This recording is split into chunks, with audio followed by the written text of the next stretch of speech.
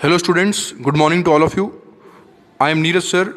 We are going to study last part of our lesson, that is acid, bases and salts, part 7. In this part we are going to study electrolysis and different terms related to electrolysis. Afterwards we will see electrolysis of copper sulfate and electrolysis of water. So this part is very important for higher classes. I hope you all will enjoy this lesson. So let us start our topic. Now students, we will start our next topic, that is electrolysis. So what is the meaning of electrolysis? For understanding the meaning of electrolysis, you have to break word electrolysis into two parts, that is electro and lysis. Electro means current and lysis means breakdown. So current breakdown. So here we are not breaking the current, but breakdown of ionic compounds with the help of current is known as electrolysis. When current is passed through a solution of ionic compound, then it will break the ionic compound, and this process is known as electrolysis. So there are some other terms also which are related with the electrolysis that we will study. See here, first term is electrolytes. So the substances which undergo dissociation means breaking down. Substances which undergo dissociation to great extent in the liquid state. Great extent means what? In large quantity. When 1000 molecules of sodium chloride are there, then if all the molecules will get dissociated, then we can say that great extent, or more than 900 or more than 90% of the molecules of that ionic compound is breaking down, then we can say it is dissociating into large extent. Here what is definition of electrolyte? Substances which undergo dissociation to a great extent in the liquid state or a solution are called electrolytes. So salts are electrolytes, strong acids and strong bases are electrolytes. Now electrode. So electrode is one of the two terminals, one of the 2 points in an electrolytic cell where an electric current enters or leaves a battery. So there are two types of electrodes, cathode and anode.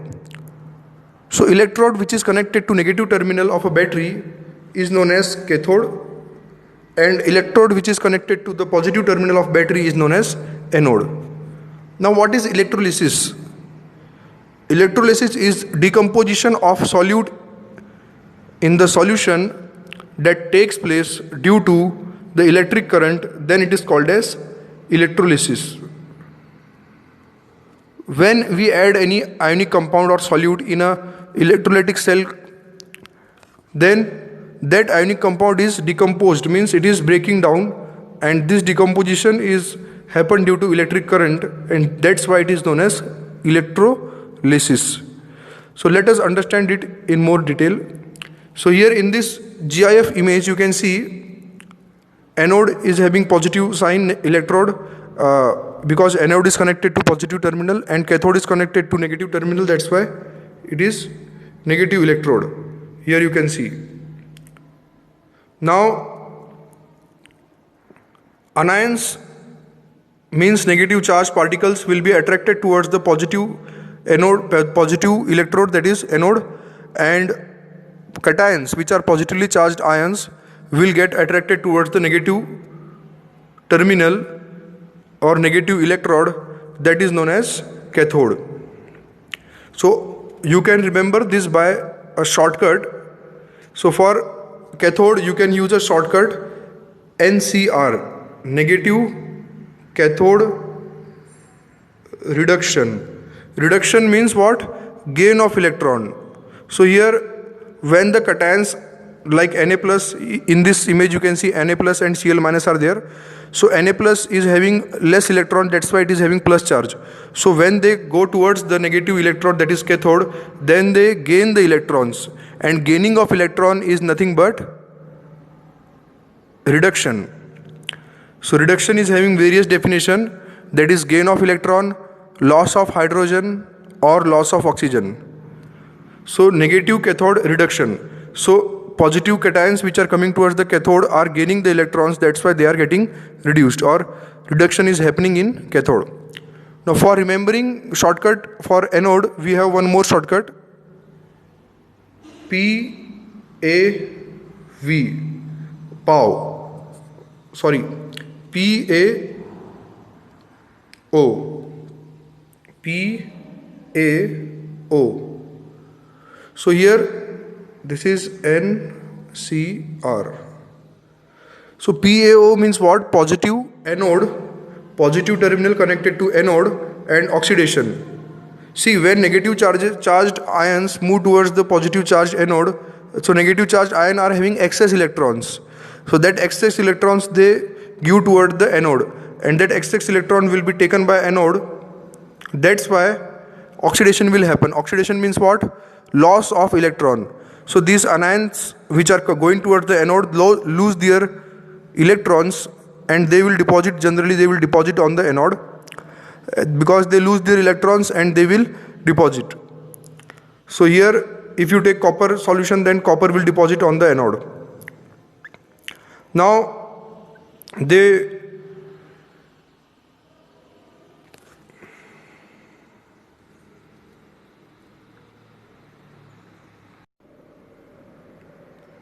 so students, we have seen up to this. Now here one more thing you have to remember, that oxidation means what? Oxidation means loss of electron or gain of oxygen or loss of hydrogen. Oxidation and reduction are exactly opposite to each other.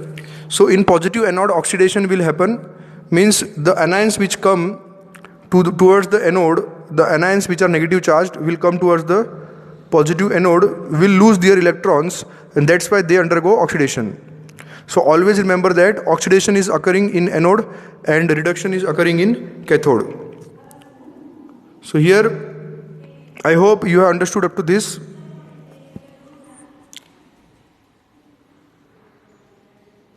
Now let us move forward. See here, ionic compounds and electrical conductivity. So the arrangement that you can see is nothing but electrolytic cell. So in an electrolytic cell, what are the main things? First is electric supply with the help of DC battery, 6-volt DC battery. We can use other battery also. And there should be a electrolytic solution. Here you can see there is a solution which contain ionic compound like NaCl or strong acid or strong base, anything. So here we have taken sodium chloride as electrolyte which is dissolved in water, which forms electrolytic solution. Now we have to take a beaker for the solution, for keeping the solution, and there should be two terminals, which one terminal is connected to positive charge of battery and one terminal is connected to the negative of the battery. So the negative part, the electrode which is connected to the negative part is cathode, and the electrode which is connected to the positive part is anode. So here this is cathode, here you can see it is connected to negative, and this is anode. Then here there is one observation, that when we take simple water and do this arrangement and we switch on this, from this we can switch on, then bulb will not glow, because we have taken simple water, and water is a bad electrolyte, it is bad conductor of electricity. But when we add sodium chloride or any other substance in this solution to make a good electrolyte, then afterwards when we on the switch, the bulb will glow. It means that ionic compounds are good conductors of electricity and they will conduct electricity. So this shows that ionic compounds are having property of electrical conductivity. So these ions are responsible for transfer of current, or you can say passage of current. In wire or in metals, electrons are transferring the current, but in ionic compounds, ions are, or you can say in ionic compound or in liquid state, ions are responsible for conductivity of current. Now next topic, let us see next topic now. So here you can see this will happen in the above case. NaCl is dissolved in the water, then NaCl will break down into Na plus and Cl minus, and Na plus is a cation which will go towards the negative electrode as shown in this diagram, that is towards the cathode, and it will gain electron. In the same way, Cl minus will go towards the anode, that is positively charged terminal. So here Cl minus will go towards the anode. In this way, opposite charged ions will go towards the opposite electrodes. So cations will go towards the cathode and anions will go towards the anode.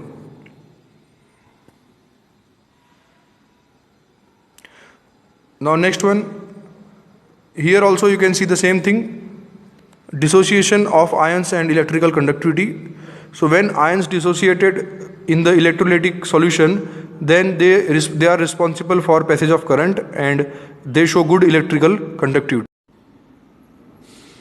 Students, you can see electrolysis of copper sulfate. So in this diagram you can see copper sulfate is dissolved in water to give two ions, that is Cu plus 2 and SO4 2 minus. So copper sulfate is an ionic compound, that's why whenever it is dissolved in water it will give two ions, positive ions and negative ions. So Cu2 plus is the cation and SO4 2 minus is the anion. So these two ions will be formed in electrolytic cell when copper sulfate is dissolved. Now this electrolytic cell is connected to two terminals, that is cathode. Carbon is used as a cathode which is connected to negative terminal, and copper is itself used as a anode because this copper rod is connected to the positive terminal. So there two types of reaction will occur, oxidation and reduction.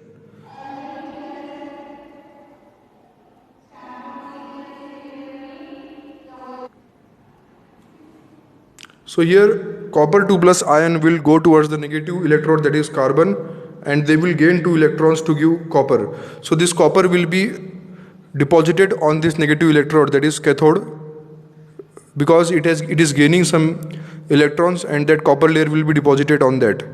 Now anode reaction, while passing the electric current, copper ions will also get lost from the copper rod due to electric current, and see this copper will lose their electrons, so that's why it will undergo oxidation. So in first case cathode will gain, here first case is reduction because copper 2 plus ions are gaining 2 electrons to give copper in solid form, and in second case it is oxidation because copper which is losing its electron and copper 2 plus ions are formed in aqueous solution and they are giving away 2 electrons. So that's why it is a oxidation. Now this is the electrolysis of CuSO4. So copper 2 plus ions remains same at the ending of electrolysis also, because the copper 2 plus ions we are getting from the copper electrode itself. That's why the copper ions which are formed due to copper sulfate are not getting lost, they are remaining as it is. Now this is electrolysis of CuSO4. So here you can see the animation, what is exactly happening. Copper, see here SO4 minus and Cu2 plus ions are formed, and that Cu2 plus is gaining, here you can say Cu2 plus is gaining 2 electrons to deposit on cathode, and the SO4 minus are going towards the SO4 minus ion is going towards the anode. So here this is anode and this is cathode. So here you can see, and again Cu2 plus ions are released in the solution from this anode, because anode we have taken anode as copper only, so copper will lose their electrons to give copper 2 plus ions. So in short,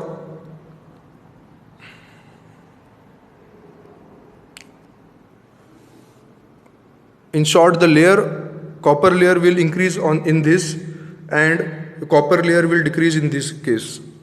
Okay. Students, let us understand electrolysis of water. So water is not electrolyzed under normal conditions. If we directly pass current in the water, it will not generate ions, and it will not conduct electricity because it is a bad electrolyte. But for making water conducting or making it a good electrolyte, we can add strong electrolytes into water to make it more electrolytic. For example, we can add NaCl, or we can add H2SO4, or any strong acid or strong base. So when we add strong acid or strong base or any ionic compound which is a good electrolyte in water, it will generate or it will create some ions in water, and due to which water is getting electrolyzed. Now here we have taken two inverted test tubes completely filled with water, and they are dipped in the water like this, and sodium chloride is added to this water to make it good electrolyte. Then these two electrodes are connected to battery. One electrode is connected to negative terminal and one is connected to positive terminal.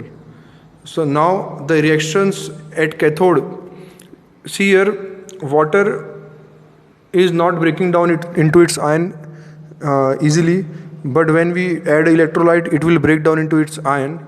So which are the two ions which water contain? H plus and OH minus. So here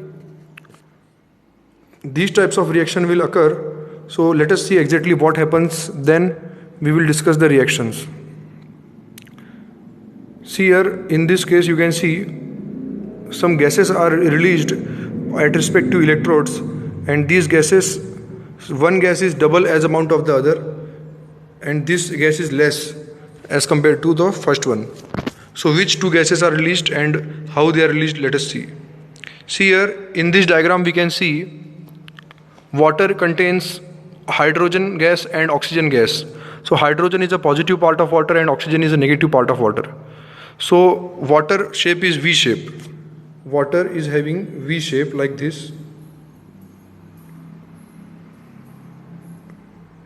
Now here you can see in the diagram, water positive H2 part is breaking down to, and that hydrogen gas is going towards the cathode, which is negative terminal, and oxygen part, which is negative, is going towards the anode.